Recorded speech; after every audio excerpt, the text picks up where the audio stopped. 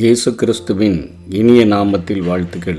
இந்த நாளிலும் எரேமியா தீர்க்கதரிசியின் புஸ்தகம் 31வது அதிகாரம் 1ஆம் வசனத்திலிருந்து 15ஆம் வசனம் வரையிலும் நாம் சிந்திக்கப் போகிறோம். இந்த அதிகாரத்தில் ஆண்டவருடைய நியாய தீர்ப்பும் உறுதியானது, அன்பும் குறையாதது என்று சொல்லி ஒரு நாணயத்தில் ஒரு பக்கத்தில் அவர் தவறு செய்யும் பொழுது தண்டனைகளை கொடுத்து நம்மை திருத்துகிறவராகவும், இன்னொரு பக்கத்தில் அவருடைய அன்பு குறையாததாகவும் இருக்கிறதை நாம் காண முடியும். கடந்த அதிகாரத்தில் யூதாவுக்கு அத்தனையான இக்கட்டு காலம் வந்தது என்று சொல்லி சொன்ன ஆண்டவர் இந்த அதிகாரத்தில் தொடர்ந்து அவருடைய அன்பில் மாற்றமில்லை, முழுமையாய் அழித்து விடுவதில்லை, மட்டாய் தண்டித்து அவர் தருகிற ஆசீர்வாதங்களை எப்படி அவர் அருளுகிறார், என்னென்ன ஆசீர்வாதங்களை கொடுக்கிறார் என்கிற காரியத்தை ஒரு பகுதியாக முதல் 15 வசனங்களுக்குள்ளே நாம் பார்க்க போகிறோம். இந்த அதிகாரத்தில் அக்காலத்திலே நான் இஸ்ரவேலின் வம்சங்களுக்கெல்லாம் தேவனாயிருப்பேன், அவர்கள் என் ஜனமாயிருப்பார்கள் என்று கர்த்தர் சொல்லுகிறார். ஏன் எரேமியா நான் இஸ்ரவேலின் வம்சங்களுக்கெல்லாம் என்று சொல்லுகிறார் என்று சொன்னால், இஸ்ரவேல் நாடானது யாக்கோபினுடைய 12 குமாரர்களினுடைய பெயர்னால 12 கோத்திரங்களாக பிரிக்கப்பட்டிருந்தது. அது ஆதியாகமும் 49 அதிகாரத்தில் அவருடைய பெயர்கள் எல்லாம் பார்க்க முடியும். சாலமோனினுடைய அரசனினுடைய மரணத்துக்கு பின்பாக வடபகுதியில் இருந்த 9 கோத்திரங்கள் இணைந்து அது இஸ்ரவேல் என்றும், தென் பகுதியில் இருந்த 2 கோத்திரங்கள் ஒன்றிணைந்து அது யூதா என்றும் அழைக்கப்பட்டது. ஆனால் இங்கே எரேமியா தீர்க்க தரிசனம் உரைக்கிறார் அக்காலத்திலே என்று சொன்னால், இது அந்த அர்மகதான் யுத்தத்திற்கு பின்பாக 1000 வருட அரசாட்சியிலே நடக்கக்கூடிய காரியத்தை குறிப்பாக அறிவித்தாலும் கூட, ஆண்டவர் இவர்களுடைய சிறையிருப்பில் இருந்து விடுதலையாகிற காரியத்தையும் இணைத்தே பேசுகிறார்.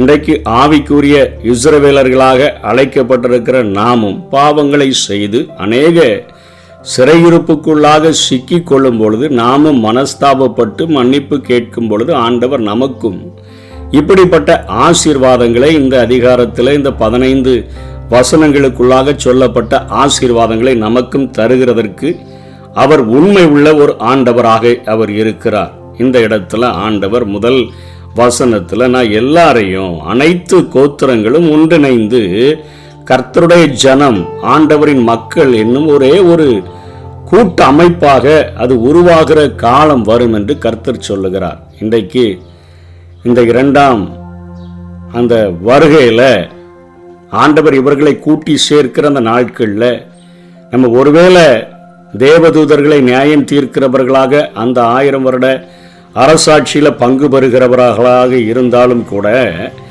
நம்ம இந்த சபை என்கிற அந்த மனவாட்டியாக எடுத்துக்கொள்ளப்படுகிறதற்கு முன்பாக ஆண்டவர் ஒரு மிகப்பெரிய ஒரு எழுப்புதலை, விசுவாசிகளின் மத்தியில் ஒரு மிகப்பெரிய ஐக்கியத்தை, ஒரு ஒற்றுமையை உருவாக்குவார் என்கிற ஒரு ஆசீர்வாதத்தை முதலிலே முன்வைக்கிறதை பார்க்கிறோம். 2ஆம் வசனத்தில் வனாந்தரத்தில் இரக்கம் என்று சொல்லி, பட்டயத்திற்கு மீந்த ஜனம் வனாந்தரத்தில் இரக்கம் பெற்றது என்று இங்கே எரேமியா 2வது ஆசீர்வாதத்தை கூறுகிறார்.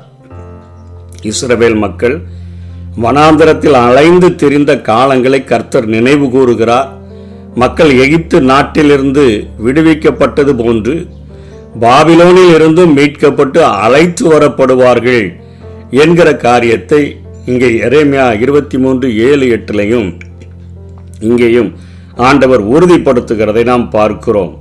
வனாந்தரத்திலே இரக்கம், முதல் ஆசீர்வாதம் ஒரே கூட்டமாக என் ஜனம் என்று சொல்லி ஆண்டவர் உருவாக்குகிற நாட்களாக இருக்கும்.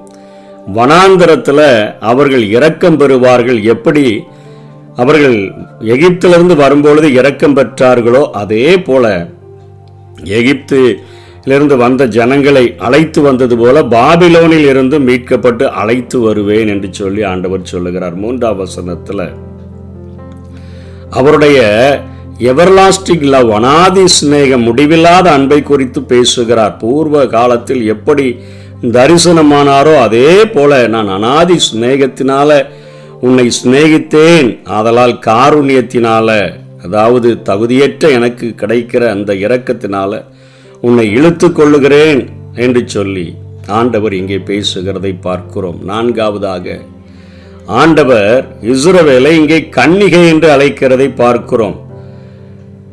எரேமியா 3ஆம் அதிகாரம் 1ஆம் வசனத்திலெல்லாம் இஸ்ரவேலை தனது மனைவி என்று அழைத்த ஆண்டவர் தன்னை விட்டு தவறான வாழ்க்கைக்கு போனதாக அங்கே குற்றம் சாட்டுகிறார். 8ஆம் வசனம் 9ஆம் வசனத்தில் எரேமியா 3, நீயோவென்றால் அநேக நேசரோட வேசித்தனம் பண்ணினாய், சீர்கட்ட இஸ்ரவேல் என்பவள் விபச்சாரம் பண்ணின அந்த முகாந்திரங்களின் நிமித்தம் நான் அனுப்பிவிட்டு அவளுடைய தள்ளுதற் சீட்டை கொடுத்தது போல அவளுடைய கொடுத்து விட்டேன் என்று சொல்லுகிறார்.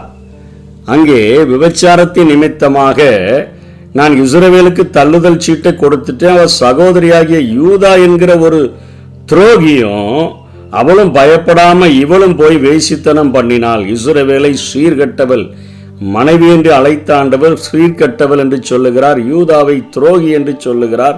இவர்கள் 2 பேருமே வேசித்தனம் பண்ணினார்கள் என்று சொல்லி பிரசித்தமான அவளுடைய வேசித்தனத்தினாலே தேசம் தீட்டுப்பட்டு போயிற்று. கல்லோடும் மரத்தோடும் விபச்சாரம் பண்ணி கொண்டிருந்தார்கள். அவர்களுடைய தொழுகைகள் ஆண்டவருடைய நேசத்தை விட்டு அவர்களை பிரித்து ஆண்டவரை நோக்கி பார்ப்பதை விட்டுவிட்டு மற்ற மரத்தோடும் கல்லோடும் தொழுகைகளை ஏற்படுத்தினபடியினால இஸ்ரவேலையும் யூதாவையும் ஆண்டவர் இங்கே சீர்கட்டவள், அவள் துரோகி என்று ஒரு திருமணமானவளாக அழைத்த ஒரு ஆண்டவர் இங்கே 4வது வசனத்தில் இஸ்ரவேல் என்னும் கன்னிகையே என்று அழைக்கிறாரே. காரணம் என்ன?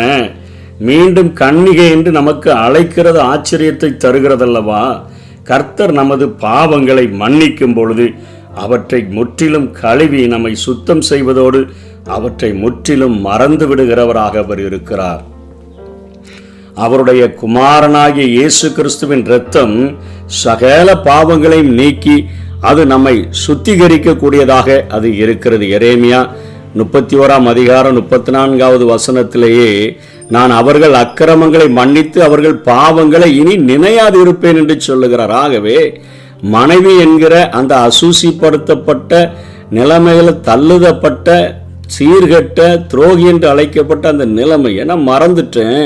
இப்போ அவளை கன்னிகையாகவே நான் பார்க்கிறேன். ஏனென்றால் அவர்களுடைய அக்கிரமங்கள் எல்லாவற்றையும் நான் மன்னித்து அவர்களுடைய பாவங்களை நான் இனி நினையாது இருக்கிறபடினால நான் திரும்பவும் அவளை கன்னிகை என்றே அழைக்கிறேன் என்று ஆண்டவர் சொல்லுகிறார். எல்லாவற்றையும் மன்னிக்கிறது மாத்திரமல்ல, நான் மறந்து விடுகிற ஆண்டவர் என்று சொல்லுகிறார். எபிரேயர் 10:17 அவர்களுடைய பாவங்களையும் அவருடைய அக்கிரமங்களையும் நான் இனி நினைப்பதில்லை என்பதை சொல்லுகிறேன். எனவே பாவ மன்னிப்படைந்த இஸ்ரவேலர்கள் அவரது பார்வையில கன்னிகையாக மாற்றப்படுகிறார்கள். இவ்விதமாக நம்மை மன்னிப்பதற்கும் ஆண்டவர் நம்முடைய பழைய கடந்த அசுத்தங்களை மன்னித்து நம்மை அந்த பாவங்களை நினையாதபடி அவருடைய முடிவில்லாத அன்பினால நேசிக்கிறதற்கு அவர் இன்றைக்கும் உண்மை உள்ள ஒரு ஆண்டவராக இருக்கிறார். 4ஆம் வசனத்தின் பின்பகுதியில் நான் அவர்களை கட்டுவிப்பேன், நீ கட்டப்படுவாய், நீ மேலவாத்தியத்தோடும் ஆடல் பாடல் செய்கிறவர்களின் களிப்புள்ள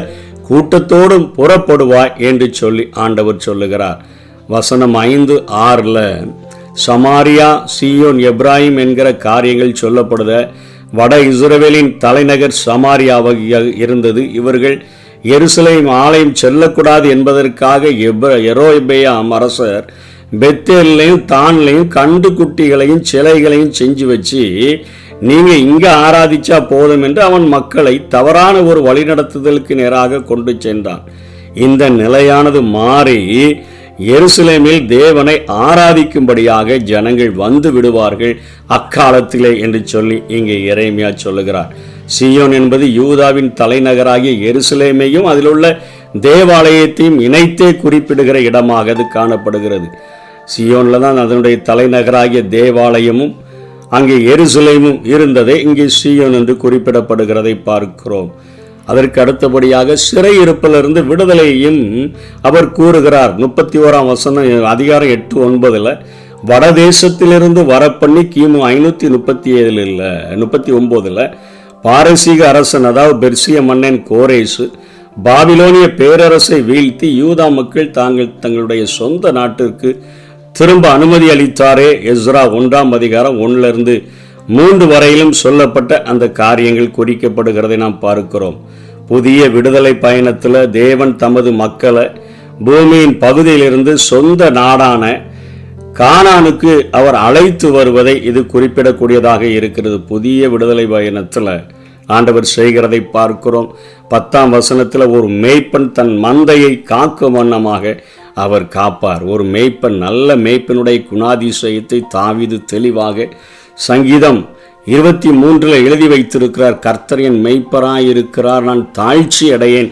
அவர் என்னை புல்லுள்ள இடங்களில் மேய்த்து அமர்ந்த தண்ணீர்கள் அண்டையில் என்னை கொண்டு போய் விடுகிறார் என்று சொல்லுகிறாரே. அவர் என்னுடைய ஆத்மாவை தேற்றி தம்முடைய நாமத்தின் நிமித்தம் என்னை நீதியின் பாதைகளில் நடத்துகிறார் என்று எல்லாம் சொல்லப்படுகிறதே. ஒரு நல்ல மேய்ப்பனாக இருந்து நான் உங்களை நடத்துவேன் என்று சொல்லி ஆண்டவர் இங்கே சொல்லுகிறதை பார்க்கிறோம்.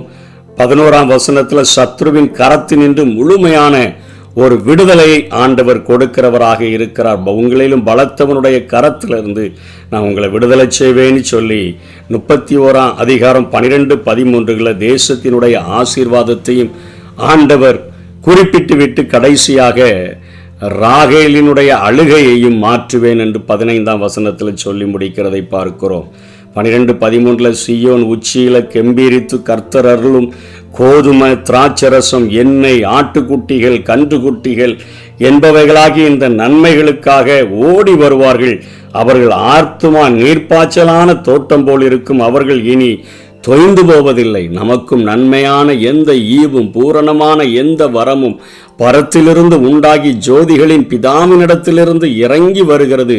அவரிடத்தில் யாதொரு மாறுதலும் யாதொரு வேற்றுமையும் இல்லாதபடி நம்மை ஆசீர்வதிக்கிற ஒரு ஆண்டவர். இவர்களுடைய அன்றாட தேவைகளினுடைய எல்லா காரியங்களையும் ஆண்டவர் அவர்களுக்கு கொடுத்து ஆசீர்வதித்து அவர்களை ஒரு நீர்ப்பாய்ச்சலான தோட்டமாக தொய்ந்து போகாத வாழ்க்கையை அவர்களுக்கு பரிசாக அளிக்கிறார் என்று எரேமியா குறிப்பிடுகிறார். கன்னிகைகள், வாலிபர்கள், முதியோர்கள் ஆனந்த களிப்பாக ஜனங்கள் எல்லாரும் மகிழ்வார்கள். துக்கத்தை சந்தோஷமா அவர்களுக்கு நான் மாற்றி அவர்களை தேற்றி அவர்கள் சஞ்சலம் நீங்க நான் அவர்களை ஆசீர்வதிப்பேன், அவர்களை சந்தோஷப்படுத்துவேன் என்று சொல்லி ஆண்டவர் வாக்கு கொடுக்கிறதை பார்க்கிறோம். 14ஆம் வசனத்தில் இது நிமித்தமாக ஆசாரியர்களுடைய ஆத்மா கொழுமையானவைகளினால பூரிப்பாகும்னு சொல்றாரு. என்ன, மக்கள் பலி செலுத்த பொருள்களையும் காணிக்கைகளையும் கொண்டு வரும்போது முதன்மையான இறைச்சி வகைகள் மற்றும் தானிய வகைகளினுடைய ஒரு பகுதி ஆசாரியர்களுக்கு சேருகிறபடினால காணிக்கைகள் பெருகிவிடும் என்று சொல்லுகிறார். லேவியராகமம் 7ஆம் அதிகாரம் 7-10 வரை சொல்லப்பட்டபடி மக்கள் கொண்டு வருகிற காணிக்கைகளில் முதல் தரமானவைகள் அங்கே ஆசாரியர்களை சேரக்கூடியதாக இருக்கிறது. அதே போல என் ஜனங்கள் நான் அளிக்கும் நன்மைகளினால அவர்கள் திருப்தி ஆவார்கள் என்று சொல்லிட்டு 15ஆம் வசனத்தில் ராமாவிலே ராகேல் அழுது என்று சொல்லப்படுகிறது. இங்கே ராகேல் யாக்கோபினுடைய மனைவி, யோசேப்பு பென்யமின் என்பவர்களுடைய தாயாக அவள் இருக்கிறாள். எருசலேமுக்கு வடக்கே ராமா என்னும் கிராம பகுதியில் தான் அவள் அடக்கம் பண்ணப்பட்டால் அதை ஆதியாகமும் 35ஆம் அதிகாரம் 16ஆம் வசனத்திலிருந்து நாம் பார்க்க முடியும். அந்த ராகேலினுடைய ஆன்மா தம்முடைய வழித்தோன்றல்களுக்காக புலம்பி அழுகிறது. ஆனால் கர்த்தரோ அவளிடத்துல என்ன சொல்றாருன்னா, இக்கோத்திரத்தின் மக்கள் இங்க ராமாவிலிருந்து சிறைபிடிச்சிட்டு போகப்பட்டாங்களா, அவங்க பாபிலோன்ல இருந்து திரும்ப வருவாங்க, அதனால நீ புலம்பி அழ வேண்டாம். நான் நாடு கடத்தப்படுகிறதற்கு முன் இஸ்ரவேல் அழுததை அவள் அழுததாக இங்கே எரேமியா தீர்க்கன் குறிப்பிடுகிறார். மக்கள் திரும்பி வருவது நிச்சயமாக இருப்பதினால அவர்கள் இனி அழ வேண்டாம் என்று சொல்லி அவளை தேற்றும் வண்ணமாக இங்கே ஆண்டவர் பதிலுரைக்கிறதை பார்க்கிறோம். மத்தேயுவில் இந்த பகுதியை ஏரோது ராஜாவினால பெத்லகேமில் சிறு பிள்ளைகள் கொல்லப்பட்டதை குறிப்பிடுகிறதற்கு மத்தேயு நிருபத்தை எழுதினவர் அதை அங்கே எடுத்து ஒப்பிடுகிறதை நாம் பார்க்கிறோம். இந்த 15 வசனங்களுக்குள்ளாக இத்தனை ஆசீர்வாதங்களை, நியாய தீர்ப்பு உறுதியானதுதான், நீங்க தண்டிக்கப்பட்டது உண்மையானதுதான், ஆனா என்னுடைய அன்பில எந்த ஒரு மாற்றமும் இல்லை. நான் திரும்பி கொண்டு வரும் பொழுது நீங்கள் மனம் திரும்பி என்னை நோக்கி பார்க்கும் பொழுது இப்படிப்பட்ட ஆசீர்வாதங்களினால உங்களை நிரப்புவேன் என்று சொல்லி இங்கே ஆண்டவர் வாக்களிக்கிறதை பார்க்கிறோம். நாமும் நம்முடைய காரியங்களிலிருந்து, பாவங்களிலிருந்து, பாபிலோன் குமாரத்தினிடத்திலிருந்து குடியிருக்கிற சீயோனாக நம்ம இருந்தாலும் நம்மையே நாம் விடுவித்துக் கொள்ளும் பொழுது, பாவ அறிக்கையை பெற்றுக்கொள்ளும் பொழுது ஆண்டவர் நமக்கும் இப்படிப்பட்ட ஆசீர்வாதங்களை தந்து, உன்னை தொடுகிறவன் அவருடைய கண்மணியை தொடுகிறான் என்கிற ஒரு மேலான நிலைமைக்கு நம்மை உயர்த்தி வாழ வைக்க முடியும். அப்படிப்பட்ட கிருபைகளை தேவன் நமக்கு தந்தருள்வாராக. ஆமென்.